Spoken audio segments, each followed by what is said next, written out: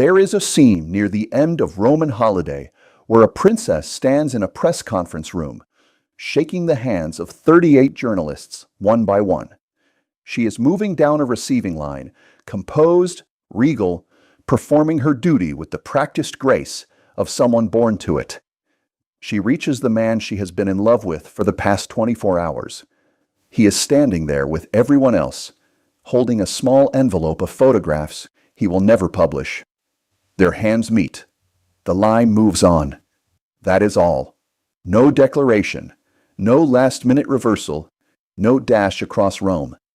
She goes back to being a princess. He goes back to being a journalist. The door closes. The film ends. Roman Holiday is one of the most beloved films in the history of cinema, and it ends with two people shaking hands and letting go. It does not end happily. It ends honestly. And the reason it ends the way it does is rooted in a chain of events, political, personal, accidental, and in some cases quietly heroic, that most people who have seen the film a dozen times have never heard. Here are 20 facts, counted down, that tell the full story. Start at the strange beginning and work your way to the one fact that by the end changes the entire shape of what you just watched. Fact 20. The story was conceived by a man who was in prison at the time. The original story for Roman Holiday was written by Dalton Trumbo in 1949. Trumbo was one of the Hollywood 10 screenwriters and directors who had refused to answer questions before the House Un-American Activities Committee in 1947 when asked whether they had ever been members of the Communist Party. The committee, at the height of what would later be called McCarthyism, treated refusal to answer as evidence of guilt. The Hollywood 10 were cited for contempt of Congress, fined, and sentenced to prison. Trumbo served 11 months at the Federal Correctional Institution in Ashland, Kentucky, beginning in 1950. He was, by any measure, one of the most gifted screenwriters in Hollywood, the author of Kitty Foyle, A Guy Named Joe, and 30 Seconds Over Tokyo, films that had made money and won awards and filled cinemas across the country. After his release from Ashland, he was completely unemployable under his own name. No studio would touch him. His name on a screenplay was commercially radioactive. He moved with his family to Mexico City and continued writing, because writing was the only thing he was going to do, regardless of what the United States government thought about it. The story of a sheltered princess who escapes her royal obligations for one free day in Rome was not written as a political allegory. It is, on its face, a piece of delightful romantic comedy. But it was conceived by a man who had just been to prison for refusing to tell the government what he believed, who was living in exile in a foreign country because his own country had decided his political opinions disqualified him from his profession. The man who wrote The Princess's Yearning for Freedom was writing it without his own. Fact 19. An embarrassed friend accepted an Oscar that wasn't his, and his son refused to give it back. Because Trumbo could not submit the screenplay under his own name, he enlisted a close friend and fellow screenwriter named Ian McClellan Hunter to front for him. Hunter agreed. He would submit the script to the studio as his own, receive the fee and the credit, and pass the money along to Trumbo in Mexico City. The arrangement worked. Roman Holiday was produced. It was a substantial success. And at the 26th Academy Awards ceremony in 1954, the film won 3 Oscars for Best Actress, Best Costume Design, and Best Writing Motion Picture Story. Ian McClellan Hunter walked to the stage and accepted the Oscar for Best Story. Academy members believed they were honoring the writer of the film. They were honoring a man who had written nothing, accepting an award on behalf of a man in exile that they didn't know existed. Hunter was, by all accounts, genuinely uncomfortable receiving it. He sent most of the money to Trumbo. He kept the statuette, because returning it would have required an explanation he could not give.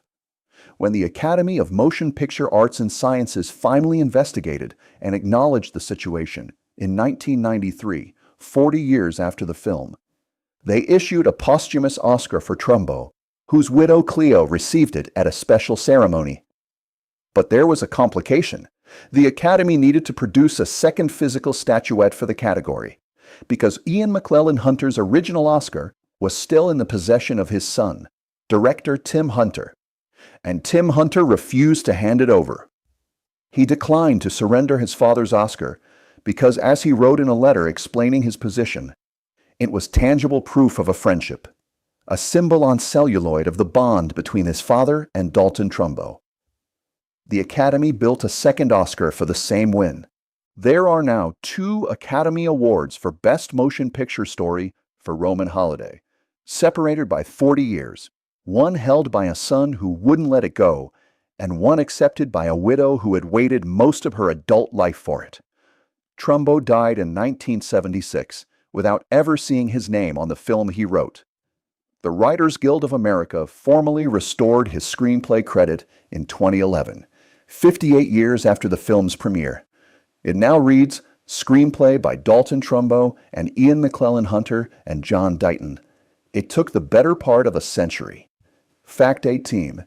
Frank Capra bought the script and then discovered it was written by a communist. Before the story reached William Wyler, it passed through a director who wanted it very much and then had to walk away from it.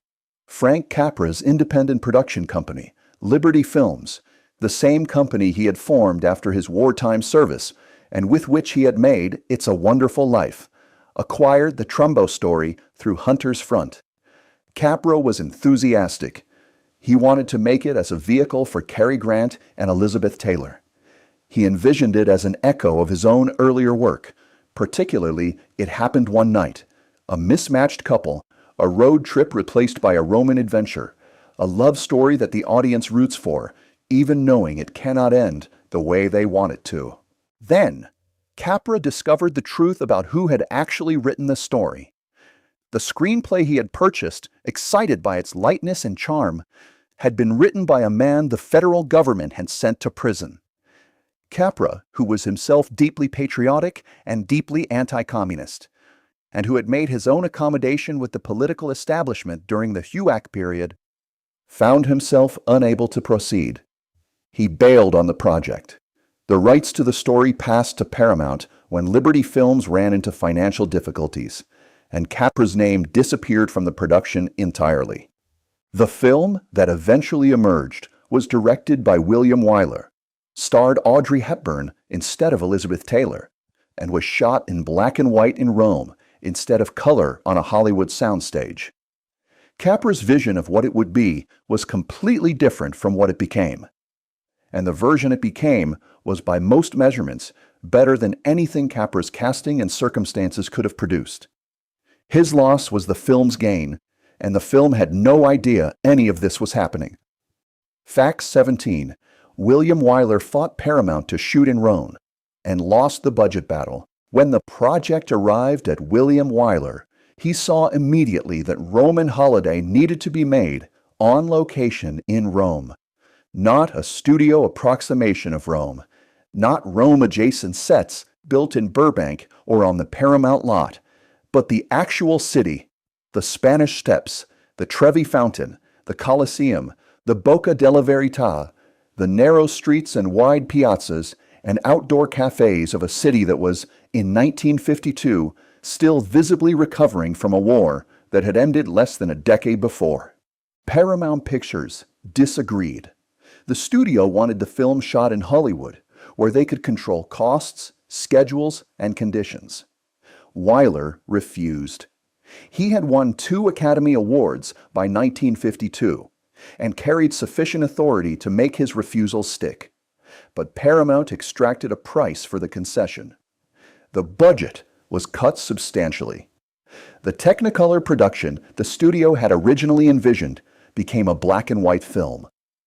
The A-list actress Paramount had assumed would play the princess became necessarily an unknown, because an unknown could be paid far less than a star. Wyler accepted these terms. He considered them not constraints, but gifts. The black and white photography, handled by cinematographers Henri Alicon and Franz Planer, gave the film a documentary intimacy that Technicolor might have buried under visual splendor. The unknown actress would turn out to be Audrey Hepburn. The reduced budget forced both of the decisions that made the film what it is. Fact 16. The film was the first Hollywood production shot entirely on location in Europe. Roman Holiday holds a distinction that is now rarely mentioned because it has become so thoroughly unremarkable. It was the first Hollywood studio film to be filmed and processed entirely in a foreign country, not partly in Europe, not with establishing shots and backlot sets, but entirely on location in Italy, with all footage developed and processed there as well. This was not standard practice in 1952.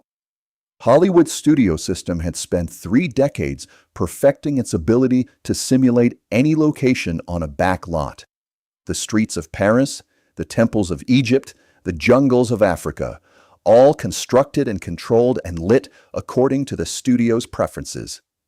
Going to Rome meant losing that control. It meant filming on streets with civilian traffic and unpredictable crowds. It meant Italian extras who could not be directed as easily as Screen Actors Guild members. It meant logistics that no studio infrastructure could manage from Burbank. What it also meant was that when Hepburn looked up at the Colosseum, she was actually looking at the Colosseum. When she and Peck rode the Vespa through the streets, they were actually riding through those streets. When she stood at the Spanish Steps and breathed in the morning air, the air was genuinely Roman morning air. The film's sense of place, the quality that makes it feel, even now, like a visit, came from this decision. Wyler was right, and the audiences of 1953, most of whom had never been to Rome and could not easily afford to go, experienced the city as a living, breathing presence through a film that had actually been made inside it. Fact 15. The princess role was turned down by Elizabeth Taylor, Gene Simmons, and almost everyone else. William Wyler's first choice for Princess Anne was Gene Simmons, a British actress whose career was ascending in the early 1950s, and who had the specific quality of restrained intelligence the role required. Simmons was contracted to Howard Hughes at RKO Pictures. Hughes's financial demands and the complexity of her schedule made the casting impossible. Wyler then considered Elizabeth Taylor, who was at that moment one of the most celebrated young actresses in Hollywood. Taylor was unavailable. The repeated failures of established casting pushed Wyler toward an idea he had been circling. The part needed to be played by a newcomer. A known actress would bring audience expectations from previous roles, associations that would complicate the specific quality of freshness the character of Princess Anne required. An unknown would arrive with nothing, no prior image for audiences to map onto the character, no star persona to compete with the story. The search for an unknown led Wyler's team to London, where he conducted interviews with 5 young actresses. One of them was a 22-year-old Belgian-born, British-trained dancer and actress named Audrey Hepburn, who had played minor roles in several British films and had recently appeared on stage in Gigi in both London and on Broadway. Wyler was sufficiently interested to recommend that Paramount place her under contract, even if she did not get the role in Roman Holiday. He thought that highly of her before she had done anything substantial on film. He was in Rome preparing for production and could not film her screen test himself. He sent her to a director named Thorold Dickinson and left him a set of instructions that would produce the most consequential screen test in the history of the romantic comedy. Fact 14. The camera kept rolling after the director said cut. When Thorold Dickinson arrived to conduct Audrey Hepburn's screen test at Pinewood Studios in London on September 18, 1951, he had been given specific instructions by Wyler about how to proceed. The test would have 2 parts, the formal portion in which Hepburn performed a scene from the script, and an informal interview portion in which she would talk about herself and her experiences. The camera would run for both. What Dickinson was also told, what Hepburn was not told, was that when the director called cut to end the formal scene, The camera was to keep rolling. The actress would believe filming had stopped. She would relax, drop her performance, and simply be herself for however long the camera ran before she realized it was still going.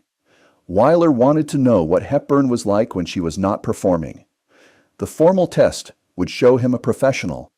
The secret footage would show him a person. The camera kept rolling. Hepburn, believing she was no longer on film, stretched, hugged her knees, turned to the crew and asked how she had done. She kidded around with the technicians in the room. She was playful and unguarded and completely natural. One of the actors who had read scenes opposite her in the formal portion reportedly said of the secret footage, "This little doe-eyed charmer is a very smart cookie. She knows perfectly well that the camera is still running and giving it the works." Whether this was true, whether Hepburn had noticed something and was playing the informal moments just as skillfully as the formal ones, is ultimately unknowable. What Wyler saw when Dickinson sent him the footage was exactly what he had been looking for. His written response to Dickinson was, "As a result of the test, a number of the producers at Paramount have expressed interest in casting her." This was a considerable understatement. The footage had settled the question. Hepburn was Princess Anne. She was, as Wyler put it later, a real, live, bona fide princess. And when she opened her mouth, he said, "You were even sure you had found one." Fact 13. Cary Grant turned down Joe Bradley because he knew he'd be overshadowed. Before Gregory Peck was cast as Joe Bradley, the American journalist who falls in love with Princess Anne and then lets her go, Wyler and Paramount went to Cary Grant. Grant was 50 years old at the time and at the height of his powers, one of the most recognizable and commercially reliable leading men in Hollywood. He read the script. He considered it carefully. He turned it down. Grant's official reason, the one most frequently cited, was that he believed he was too old to play Hepburn's love interest. There is, however, a second reason less often mentioned, but widely discussed among Grant's biographers and colleagues. He understood, having read the script and seen what the role of Princess Anne required, that the entire film would belong to whoever played her. The actress playing the princess would receive the attention, the notices, the awards consideration, and the enduring identification with the film. The journalist who loved her and let her go would be remembered, if at all, as the man who had the sense to step aside. Cary Grant did not make films to step aside. His intuition was correct. Gregory Peck, who took the role, gave a performance of considerable skill and generosity, and was largely forgotten in the general euphoria about Audrey Hepburn. Audiences who remember Roman Holiday remember her. They often have to pause and recall that Peck was even in it. Grant made the right call for the wrong reason. A decade later, in 1963, he played opposite Hepburn in Charade, by which point she was fully established as a star in her own right, and the dynamic was balanced differently. They were wonderful together. The timing in both cases was correct. Fact 12. Gregory Peck was going through his divorce and met the love of his life on the set. When Gregory Peck arrived in Rome to film Roman Holiday in 1952, he was, by his own account, privately depressed. His marriage to his first wife, Greta Kukkonen, was ending. The separation and the impending divorce were weighing on him throughout the early weeks of production. He was playing a character experiencing an impossible love story while living off-screen through the complicated grief of a marriage breaking down. During filming, he met a young French journalist named Véronique Passini, who was working in Rome as a press correspondent and had been assigned to interview him. They began spending time together. Peck was 46. She was 23. They fell in love during the production of a film about falling in love in Rome, in the actual city that the film was using as its love story backdrop. Peck and Passini married in 1955. They remained together for the rest of his life. He died in 2003 at the age of 87. The man who played a journalist who meets a woman he cannot keep, found on the same streets and in the same Roman air, the woman he would keep for the rest of his life. The film's ending gave Joe Bradley a bittersweet farewell. The city gave Gregory Peck something different. Fact 11. Peck insisted Hepburn's name go above the title, mid-film, before she had won anything. Midway through the filming of Roman Holiday, Gregory Peck did something that was almost without precedent in Hollywood. He went to William Wyler and told the director that the producers needed to give Audrey Hepburn equal billing with him, her name above the title, alongside his. Peck's contract gave him sole star billing. Hepburn was an unknown with a handful of minor credits. There was no contractual basis, no professional precedent, and no commercial pressure that required anyone to give her the billing Peck was requesting. He requested it anyway, and his reasoning was as direct as everything else about him. He told the producers, "This girl is so great, she'll probably win the Academy Award in her first performance. I'll look like a damn fool if my name is up there on top of the picture by myself." This was not a generous calculation, it was an honest one. Peck had watched the rushes of Hepburn's performance and understood what he was seeing. He was looking at something he had not seen before, and he had the clarity to name it. The producers agreed. Audrey Hepburn's name went above the title. Gregory Peck and Audrey Hepburn in Roman Holiday, with her name beneath his. Hepburn did win the Academy Award for Best Actress. She won it for her first leading role in an American film, which had never happened before and has rarely happened since.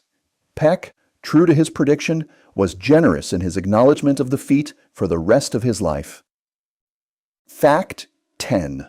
The Mouth of Truth prank was not in the script, and Hepburn's scream was real. The Bocca della Verità, the Mouth of Truth, is an ancient marble face embedded in a wall at the Church of Santa Maria in Cosmedin in Rome. Medieval legend held that if you inserted your hand into the stone mouth while telling a lie, the mouth would bite off your hand. In Roman Holiday, Joe Bradley challenges Princess Anne to test it. She hesitates. He goes first, plunges his arm into the mouth, begins to scream, and pulls out a stump. The scene was not in the script. Peck invented it during production, borrowing a gag he had seen performed by comedian Red Skelton. Just before the cameras rolled, Peck quietly told Wyler what he planned to do. Wyler agreed to let him try it. Audrey Hepburn was told nothing. Peck put his hand into the mouth, hid his hand up his sleeve as he pulled the arm out, and screamed. Hepburn, who did not know any of this was coming, saw his apparently severed wrist and let out what she later described as a good and proper scream. She grabbed his arm, pulled at his sleeve, realized the hand was there, and dissolved into unscripted, completely genuine, helplessly real laughter. The scene was filmed in a single take. Wyler did not attempt it again. What is on screen? The alarm, the relief, the laughter that Hepburn cannot control is not a performance. It is a woman being genuinely frightened and then genuinely delighted, captured once by a camera that happened to be running at the right moment. It is, in a film full of beautiful and skillful moments, the one that most people remember longest. And it was entirely an accident. Fact 9. The Ambassador's Ball used real Italian nobility and real journalists in the final scene. Two of the film's most important scenes had casts that went far beyond what any casting director could arrange. The embassy ball sequence, the elaborate formal dance where Princess Anne attends the official function she has secretly already escaped from once, was populated not with extras or actors playing Italian aristocrats, but with actual members of the Italian nobility. Real members of the Roman aristocracy were recruited for the scene, appearing in their own formal wear and performing their own customary social movements with a precision no actor could have replicated. All of them donated their performance fees to charity. The room full of genuine Italian aristocrats at a fictional embassy ball created an authenticity of social texture that is visible in the finished film in ways that are difficult to articulate but immediately perceptible. The final scene of the film, the press conference at which Princess Anne shakes hands with 38 journalists, and at the end of the line, meets the man she is saying goodbye to without being able to say goodbye, was filmed with 38 real international correspondents stationed in Rome. Not actors playing journalists, real members of the press, working reporters who covered Rome for international news organizations, brought in to populate the scene with the specific quality of professional watchfulness that journalists have in rooms where they believe something significant is about to happen.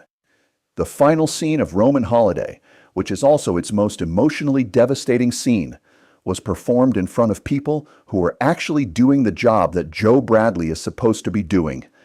The gap between his professional role and his personal situation in that room was visible to every journalist who was watching it happen. Fact 8.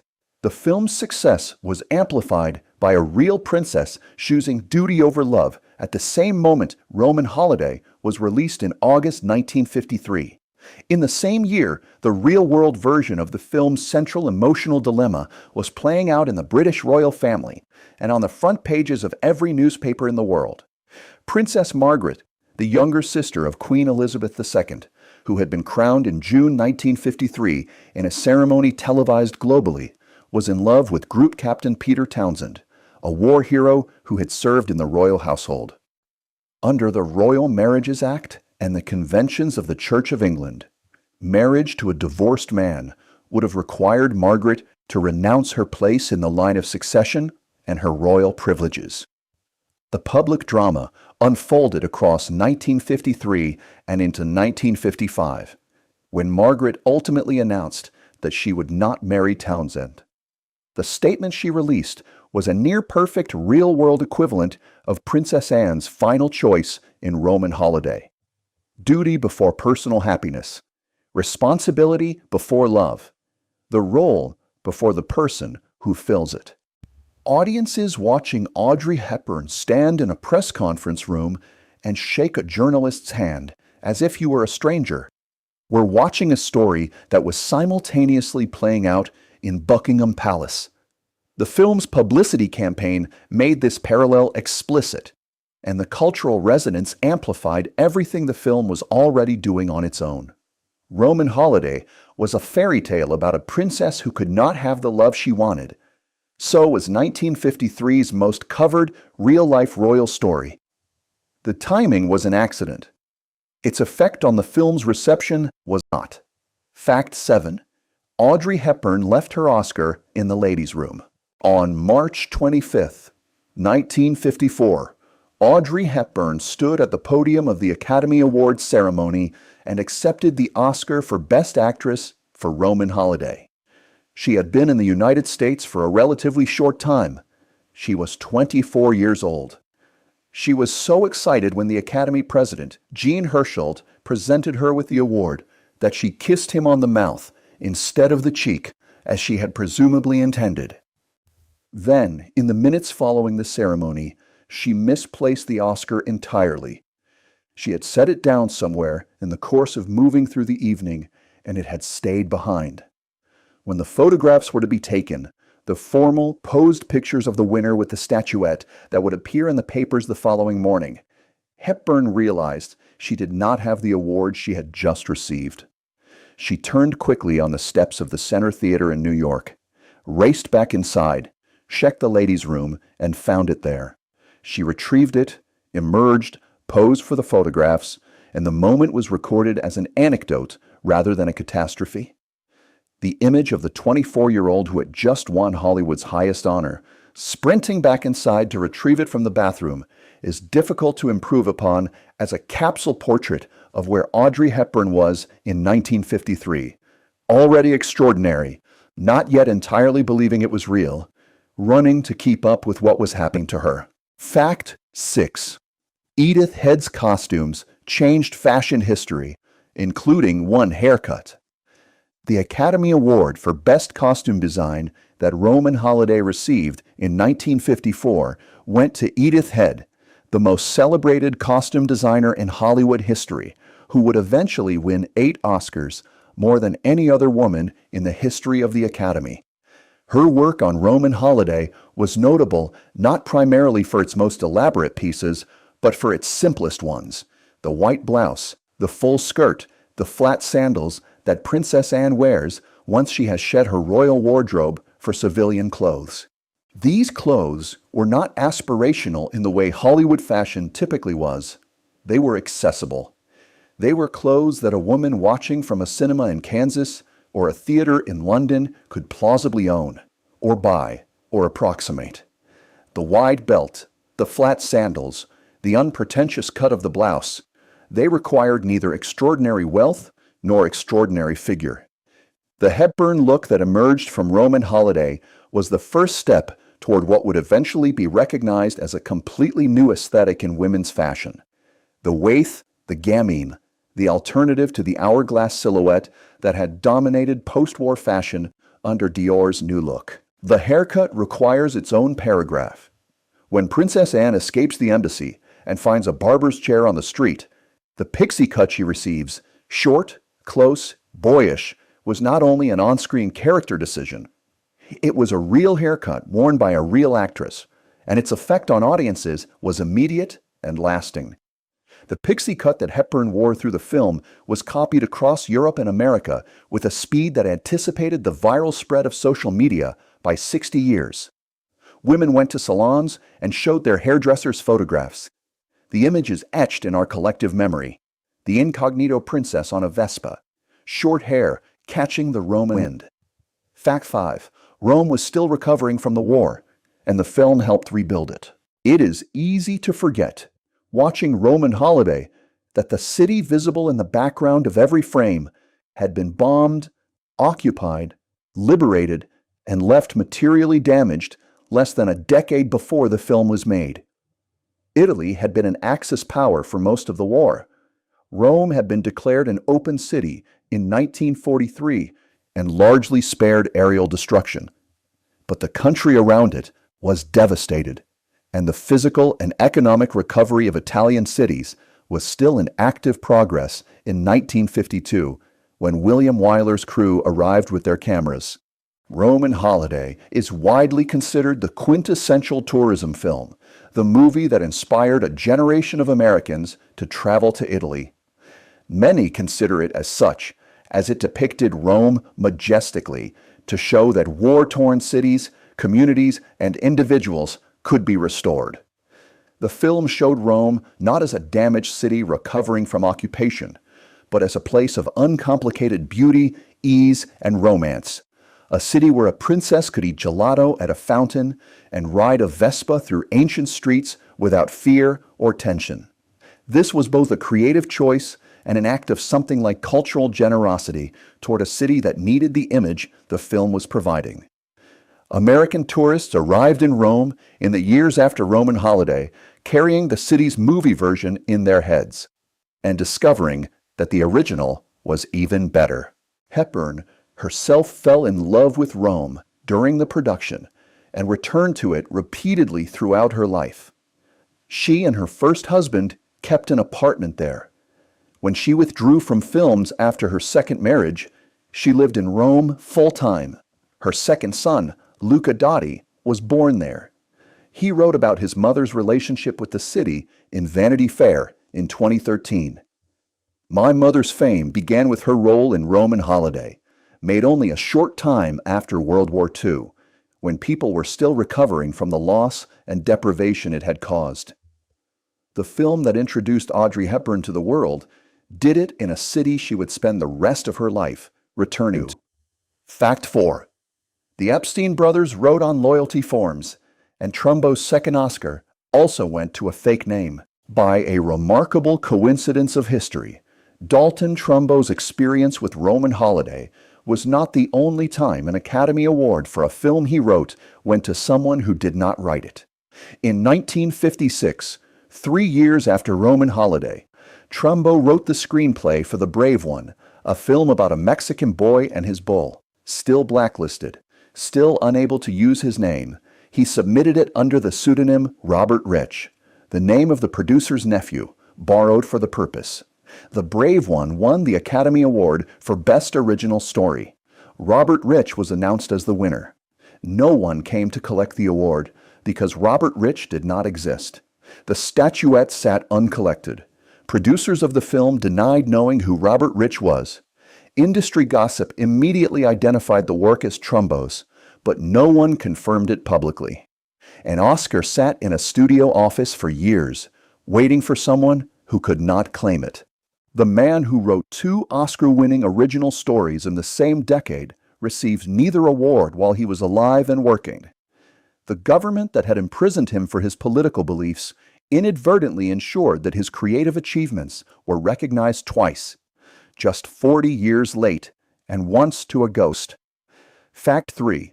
The princess who had starved in a cellar played a princess who yearned to be free. Here is the fact that unlocks every frame of Audrey Hepburn's performance in Roman Holiday.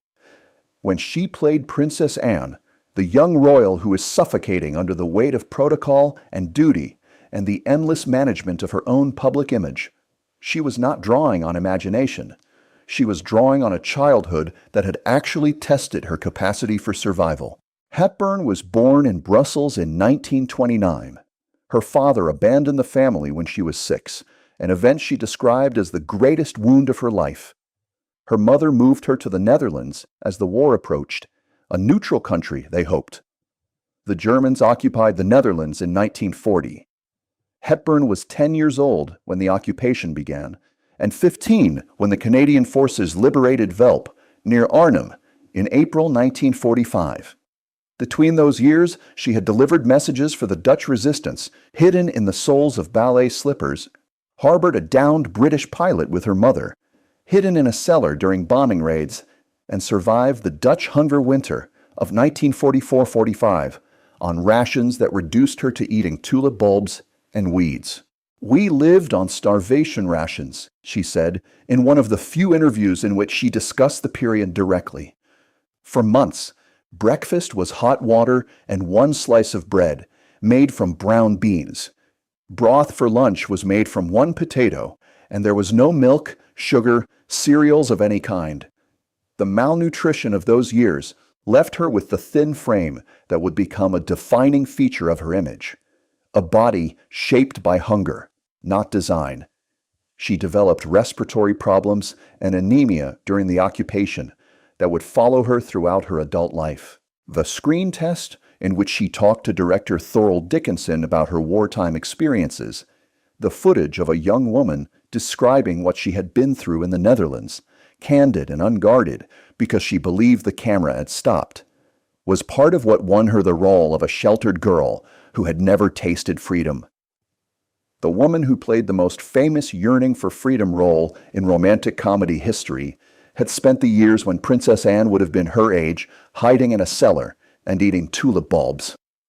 The longing that Hepburn brings to the first scenes of Roman Holiday, the hunger she performs when Princess Anne first breathes the open Roman air, was not invented. It was remembered. Fact 2. The Vespa was not originally in the script, and it changed Italy forever. The Vespa. The image of Audrey Hepburn and Gregory Peck on a Vespa scooter threading through the streets of Rome is one of the most reproduced images in the history of cinema. It appears on posters, on book covers, in advertisements, on the walls of cafes from Tokyo to Buenos Aires. It is, in the shorthand of visual culture, the image of Roman Holiday. It was not in Dalton Trumbo's original screenplay. The sequence developed during production as a practical solution to the challenge of moving 2 characters through a city without a car. A car would have required a more formal permission process for the streets. A Vespa was smaller, faster, more available, and more fun to watch. The Piaggio Vespa Company had been manufacturing the scooter since 1946, selling it partly on the basis that it was a vehicle that had made Italian streets accessible again after the destruction of the war. Cheap, reliable, practical, democratic. It was, in 1952, already a symbol of Italian post-war recovery, placing Princess Anne on one, holding the handlebars with the inexpert grip of someone who has never driven anything. Blissful in the Roman morning was one of those production decisions that becomes obvious only in retrospect. The film's release in 1953 produced a surge in Vespa sales that the company's records reflect directly. Roman Holiday was, among other things, a commercial for a scooter that had not paid for the placement. It was also, again, among other things, a commercial for Rome, for Italy, for the idea that European cities were worth visiting and that ordinary life in them was worth experiencing. Many consider Roman Holiday as the quintessential tourism film, the movie that inspired a generation of Americans to travel to the Italian capital. The Vespa was the vehicle, literally and figuratively, through which they imagined doing it. Fact 1. The ending that Hollywood refused to accept was the only ending that could have been true. The studio system of 1953 had an unwritten but reliably enforced convention about the endings of romantic comedies. The boy got the girl. The couple who had spent 90 minutes being kept apart ended the film together, usually with a kiss, occasionally with a proposal, always with a declaration that the audience was left to enjoy. This was not merely sentimentality. It was considered a commercial obligation.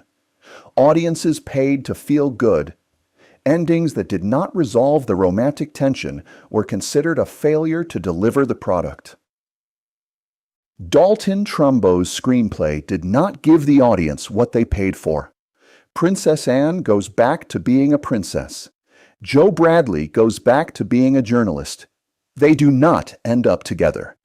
The film offers, in place of a happy ending, one of the most formally beautiful and emotionally precise exercises in restraint in the history of cinema. A receiving line, a handshake, a door. William Wyler filmed it exactly as written. The studio accepted it. Audiences accepted it. Critics praised it. The reason it works? The reason it has worked for 70 years of repeated viewings is that the ending is the only honest one available. Princess Anne is not choosing her duty over her love in spite of who she is. She is choosing it because of who she is. The character Trumbo wrote and Hepburn played is a young woman who has been raised to understand that her role exists before and beyond any individual's personal happiness, including her own. The farewell she performs at that press conference is not a tragedy. It is a demonstration of exactly the quality that made her interesting in the first place, the capacity to be more than her own desires. And the ending was written by a man who had made a similar calculation in reverse. Dalton Trumbo had refused to tell the government what he believed and gone to prison for it, because some principles, in his case, a right to hold political views without government interrogation, existed before and beyond personal convenience. He lived in Mexico City writing screenplays under other people's names for less money than he was worth, because the alternative required surrendering something he was not willing to surrender. He wrote a princess who chose duty over love. He knew something about the shape of that choice. The film that came from his imprisoned, exiled, anonymous imagination. The film that bore another man's name for 40 years, that won awards to a ghost and to an embarrassed friend, that was eventually restored to him decades after his death by a writers' guild and a widow and a son who refused to give back an Oscar. That film ends with a woman standing alone in an empty hall, having let go of the thing she wanted most because it was the right thing to do. Audrey Hepburn stands in that press conference room. Her hand moves down the line. She reaches Gregory Peck. Their eyes meet. Her hand extends. His takes it. The line moves forward. She does not look back. The empty hall echoes. The credits roll. The film that was never supposed to exist, written by a man in prison, submitted under a borrowed name, purchased by a director who then ran from it, made with a budget cut to the bone, filmed in a foreign country where nobody had filmed before, starring an unknown the studio did not know how to promote, had become, without anyone quite planning it that way, one of the most beloved films ever made. Cary Grant, you should have stayed.